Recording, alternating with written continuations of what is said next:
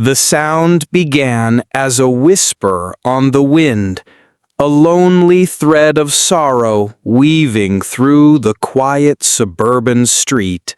Then, night after night, it grew, a howl, not an aggressive bark, but a deep, mournful cry that seemed to tear from the very soul of the creature making it. It always came from the same place, the old abandoned house on the corner, and it was always directed at the same spot, a dark, unseeing window on the second floor. For weeks, an old golden retriever named Max stood sentinel on the cracked pavement in front of the house. His once golden coat was now faded and gray around his muzzle.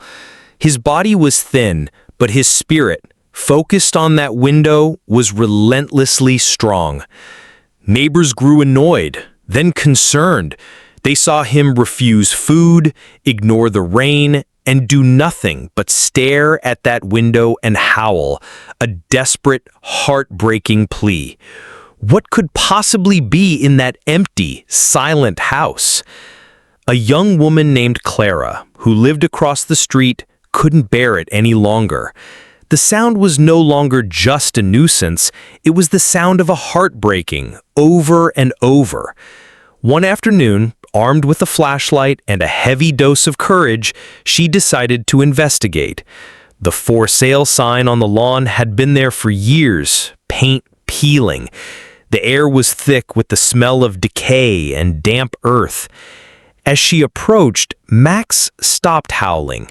He turned his tired eyes to her, and for the first time she saw not just desperation, but a flicker of hope. He let out a soft whimper and nudged his head toward the front door, as if to say, "Please." The door was unlocked. It creaked open into a world of dust and shadows. Sunlight struggled through grimy windows, illuminating dancing dust motes. "Hello?" Clara's voice was small in the oppressive silence. There was no answer. She moved through the empty rooms, her footsteps echoing. Then she heard it, a faint, high-pitched mewing. It was so quiet she almost missed it. Following the sound, she made her way upstairs, her heart pounding. The sound led her to the very room with the window Max had been howling at. In the corner, inside a dusty cardboard box, was the source of the sound. Not one, but 5 tiny, shivering kittens. They couldn't have been more than a few weeks old, their eyes barely open. They were weak, their cries frail. Of their mother, there was no sign. Clara gasped, tears instantly welling in her eyes. It all made sense. The howling, the vigil, the desperation.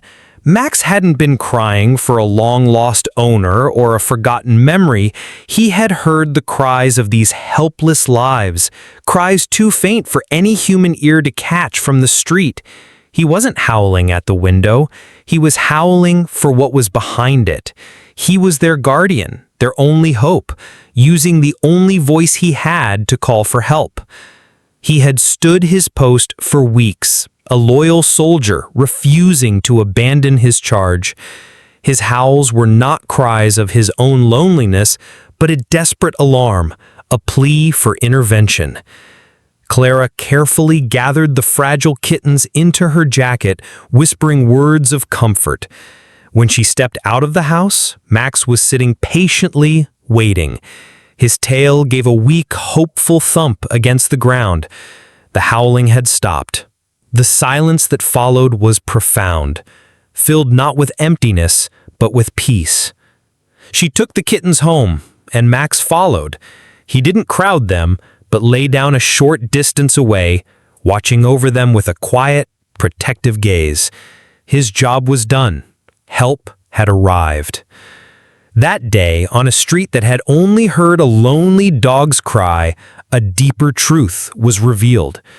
True compassion knows no species, and the most heroic acts often come not with a roar, but with a persistent, hopeful howl that refuses to be ignored. It's a reminder that sometimes you have to listen past the noise to hear the real story, to see the soul that is simply asking for a little bit of grace.